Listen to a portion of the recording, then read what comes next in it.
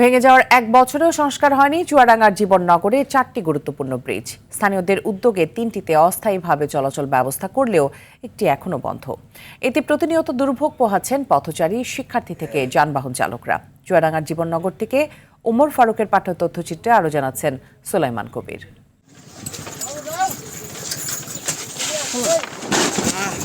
2025 সালের সেপ্টেম্বরে ভারী বর্ষণ আর বন্যায় ক্ষতিগ্রস্ত হয়ে চলাচলের উপযোগিতা হারায় জীবননগরের ভৈরব নদের ওপর নির্মিত সিংনগর, আচামতি, সন্তোষপুর ও মনোহরপুর এলাকার 4টি ব্রিজ।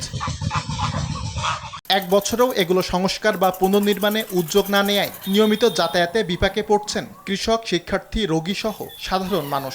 অনেকেই 10 থেকে 12 কিলোমিটার ঘুরে বিকল্প পথে যেতে বাধ্য হন। স্থানীয় জনপ্রতিনিধি ও সরকারি কর্মকর্তারা একাধিকবার পরিদর্শন করলেও কাজের কাজ হয়নি কিছুই।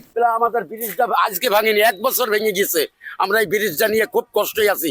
আমরা ওই পাশ থেকে কোনো ফসল আদি কিছু আনতে পারছি না, যাতায়াতের কষ্ট আমাদের ব্রিজটা ভেঙে গিয়েছে, তাই জন্য এই ব্রিজটা ঠিক করার জন্য সরকারের দরকার পড়ে। স্থানীয় এলজিইডি বিভাগ বলছে প্রকল্প অনুমোদন হলেই শুরু হবে সংস্কার কাজ। ব্রিজটা বাস্তবায়ন করার জন্য আমরা 2টা প্রকল্পে ডিপিবিভুক্ত করার জন্য সমস্ত তথ্য পাঠানো আছে। আমরা আশা রাখি যে হয়তো অচিরে অনুমোদন হবে বলে আমরা ইনশাআল্লাহ কাজটা বাস্তবায়ন করতে পারব। তবে দ্রুত নতুন ব্রিজ নির্মাণের আশ্বাস দিয়েছে উপজেলা প্রশাসন। যে 5টা ব্রিজ ভাঙা আছে সেটা ইতিমধ্যে আমরা সরেজমিনে পরিদর্শন করেছি এবং তালিকা করে এক্সএন অফিসে ইঞ্জিনিয়ার সাহেবের মাধ্যমে পাঠানো হবে নতুন করে ভেঙে তৈরি করার জন্য। প্রশাসনের আশ্বাস দ্রুত বাস্তবায়ন না হলে যোগাযোগ পুরোপুরি বিচ্ছিন্ন হওয়ার আশঙ্কা করছেন স্থানীয়রা।